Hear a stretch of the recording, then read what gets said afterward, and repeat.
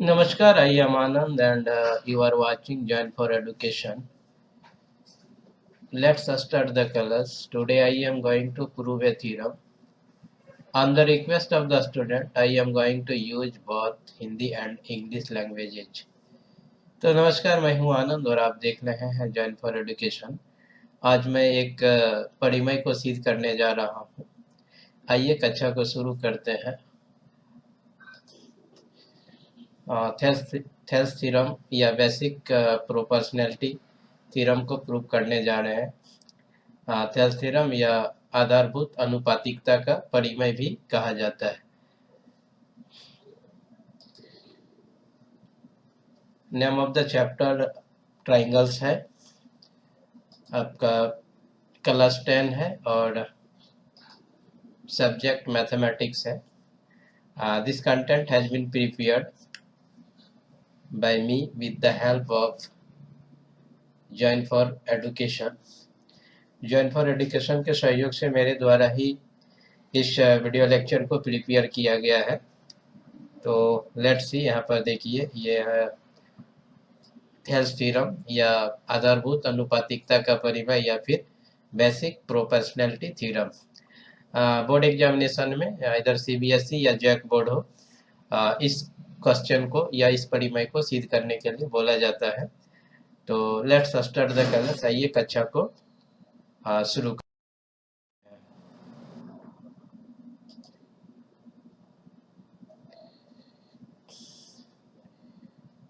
तो किसी थ्योरम को प्रूव करने के लिए वी नीड 4 स्टेप। हमको 4 स्टेप की आवश्यकता होती है। These 4 steps are known as 4 different names. First one is known as the given. Second one is known as the to prove that. And third one is known as the construction and last is known as the proof. तो किसी परिमय को सिद्ध करने के लिए हम 4 step का सहयोग लेते हैं। पहला है आपका दिया है, फिर दूसरा है सिद्ध करना है कि, और तीसरा है आपका रचना या जिसको हम लोग कंस्ट्रक्शन बोलते हैं, और चौथा है प्रमाण। Out of these 4 steps construction is the optional. Construction जो है आपका ऑप्शनल होता है। किसी किसी थ्योरम को प्रूव करने के समय कंस्ट्रक्शन का जरूरत होता है और किसी थ्योरम को प्रूव करने के समय कंस्ट्रक्शन का जरूरत नहीं होता है। तो let's see the statement of the theorem. आइए थेल्स थ्योरम के स्टेटमेंट को देख लेते हैं। This is the statement. कहता है कि if a line drawn parallel to one side of a triangle to intersect the other two sides in distinct points, the other two sides are divided in the same ratio। तो कहता है कि यदि किसी त्रिभुज में किसी एक भुजा के समानांतर अगर रेखा खींचते हैं तो बाकी दो भुजाओं को जिन बिंदुओं पर प्रतिच्छेद करती है वे बिंदु भुजाओं को समान अनुपात में विभाजित करते हैं। तो hope that there is no problem to understand the statement of Thales theorem. वैसे तो ये नहीं कहा जाता है कि थेल्स थ्योरम को स्टेट कीजिए, लिखिए और इसे प्रूव कीजिए। ये स्टेटमेंट आपका क्वेश्चन में दिया हुआ रहता है और कहता है कि प्रूव द थेल्स थ्योरम या बेसिक प्रोपोर्शनैलिटी थ्योरम को प्रूव करने के लिए बोला जाता है। और पॉसिबिलिटी होता है कि बोर्ड एग्जामिनेशन में इस क्वेश्चन को पूछा जाता है। बहुत सारे बोर्ड एग्जामिनेशन में आइदर सीबीएसई हो या जेक हो, इस क्वेश्चन को प्रूव करने के लिए बोला गया है। I am trying to prove this theorem with easy way. मैं बहुत ही आसान तरीके से इस थ्योरम को प्रूव करने जा रहा हूँ। Continue with me till the proof of this theorem. आप मेरे साथ रहेंगे जब तक ये थ्योरम प्रूफ नहीं हो जाता है। तो लेट्स सी, ये आपका एक ट्राइंगल है और नोमेनक्लेचर ऑफ द ट्राइंगल, इस ट्राइंगल का नाम आपका ABC है। ये आपका एक लाइन है जो पैरेलल टू आपका BC है और लाइन का आपका नाम है DE। तो आपका DE पैरेलल टू BC है जो AB पर D बिंदु पर और AC के E बिंदु पर इंटरसेक्ट होता है। तो लेट्स सी, यहाँ पर आपका गिवन में हो जाएगा D parallel BC in triangle ABC। बस यही चीज दिया हुआ है, एक ट्राइंगल है जिसमें D जो है पैरेलल टू BC है। इसमें प्रूव करने के लिए बोला जा रहा है to prove that AD by DB equal to AE by EC। So here will be AD by DB equal to AE by EC। In this question ask us prove this one। Let's see, इसमें construction का जरूरत होगा तो join B to E, B to E को join कर देंगे and C to D को join करेंगे और फिर we draw EM perpendicular on AB and DN perpendicular on AC। तो टू प्रूव दिस थ्योरम, इस थ्योरम को प्रूव करने के लिए हमारे पास एटलीस्ट 2 आइडिया होना चाहिए। What is the formula of the area of a triangle. तो किसी त्रिभुज के क्षेत्रफल का क्या सूत्र होता है।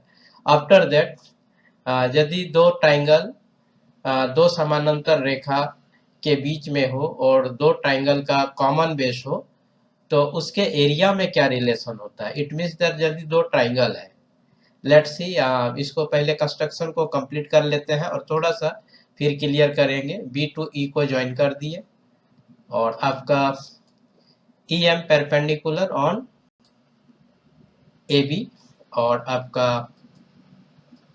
DN परपेंडिकुलर ऑन AC और फिर ज्वाइन कर दिए आपका C to D।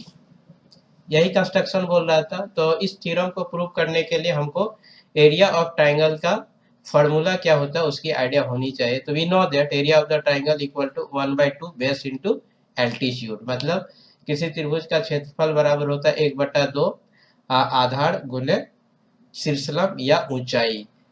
तो यह त्रिभुज के क्षेत्रफल का सूत्र है।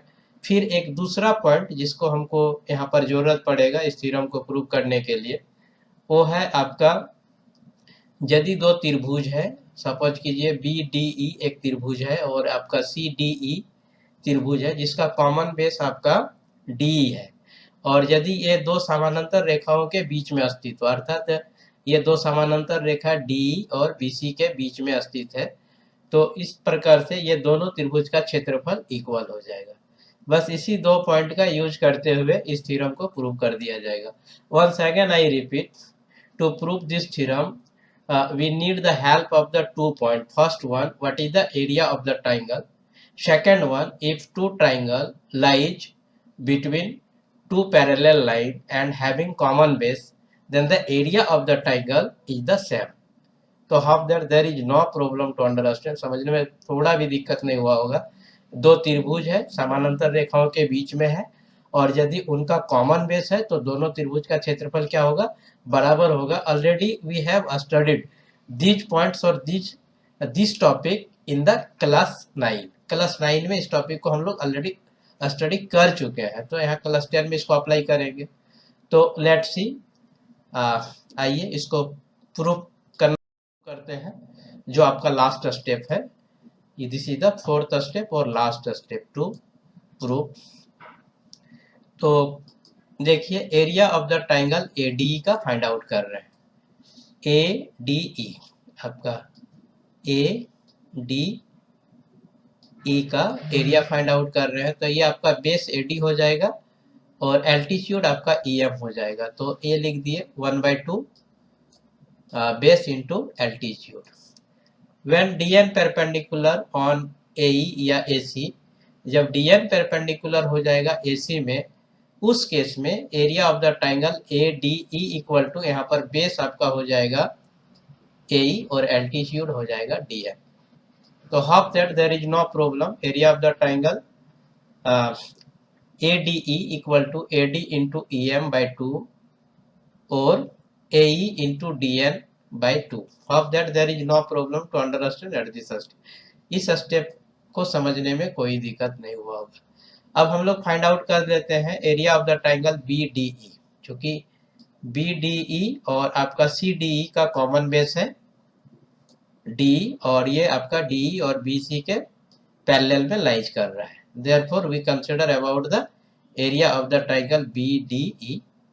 तो देखिए area of the triangle BDE, फिर वही लगाएंगे, area of the triangle BDE 1/2 base into altitude. तो ये आपका बेस हो जाएगा DB और एल्टीट्यूड आपका हो जाएगा EM, जो ऑलरेडी यहाँ पर हम लिखे हैं। फिर से निकाल लेते हैं area of the triangle CDE। तो area of the triangle CDE आपका बेस यहाँ पर हो जाएगा EC और आपका एल्टीट्यूड हो जाएगा DF, जो ऑलरेडी यहाँ पर लिखे हुए हैं। Now we recall the ratio of the triangle. अब ratio of the triangle find out कर देते हैं। Area of the triangle ADE by area of the triangle BDE equal to हो जाएगा area of the triangle ADE और area of the triangle CDE हो जाएगा। चूंकि आपका दोनों का कॉमन बेस DE है और पैरेलल लाइन आपका DE और BC के बीच में लाइज कर रहा है, तो इस स्टेप को लिख ही देते हैं। Area of the triangle BDE equal to area of the triangle CDE। इसका रीजन भी लिख देते हैं, काहे भाई दोनों इक्वल है। तो let's C, having common base D and lies between the parallel lines BC and D, यही रीजन है। इस रीजन के कारण ये दोनों ट्रायंगल का एरिया इक्वल हो गया। अब रेशियो फाइंड आउट करते हैं। Let's see, area of the triangle ADE by area of the triangle BDE। तो इंस्टेड ऑफ ADE डाल दिए और इंस्टेड ऑफ BDE आपका लगा दिए, BDE इक्वल टू CDE है, तो यहाँ पर पुट अप कर दिए CDE। Now we find out area of the triangle ADE by BDE। ये दो केस में ले लेते हैं, तो आपका EM आपका कैंसल्ड आउट हो जाएगा, 2 कैंसल्ड आउट हो जाएगा और लेफ्ट हैंड साइड में आपका AD बाय DB आ जाएगा। तो लेट्स सी दिस स्टेप। और when we find out area of the triangle ADE by CDE, तो ई वाला केस में ले लेंगे, आपका ADE का ये ले लेंगे और CDE का ये है, तो आपका DN और DN कैंसल्ड आउट हो जाएगा, आपका 2 कैंसल्ड आउट हो जाएगा और आपका आ जाएगा AE बाय EC। तो let's see, area of the triangle ADE by area of the triangle BDE equal टू आपका हो जाएगा AD बाय DB और area of the triangle ADE by area of the triangle CDE इक्वल to हो जाएगा AE by EC। तो let's see, देखिए ADE और आपका DB, तो half that there is no problem to understand. इसी को प्रूव करने के लिए बोला गया था AD by DB equal to AE by EC। तो half that there is no problem to understand the proof of the theorem और थेल्स थ्योरम और बेसिक प्रोपोर्शनैलिटी थ्योरम। तो आपका थेल्स थ्योरम या आधारभूत अनुपातिकता का परिमेय को सिद्ध करने को समझने को लेकर के आपको कोई दिक्कत नहीं हुआ होगा। If you have write into the comment box, आप कमेंट बॉक्स में लिखिए यदि आपको दिक्कत है तो। I shall try my level best to clear your doubts. क्योंकि ये वीडियो लेक्चर आपका लगभग 13 मिनट का हो गया, तो हाफ दैट आप इसको समझेंगे और हाफ दैट यदि बोर्ड एग्जामिनेशन में आता है तो आप इसको प्रूव कर लेंगे और इससे जितना भी मार्क्स के लिए आएगा उतना मार्क्स आपको मिल जाएगा। तो thank you very much to stay with me till the proof of the theorem.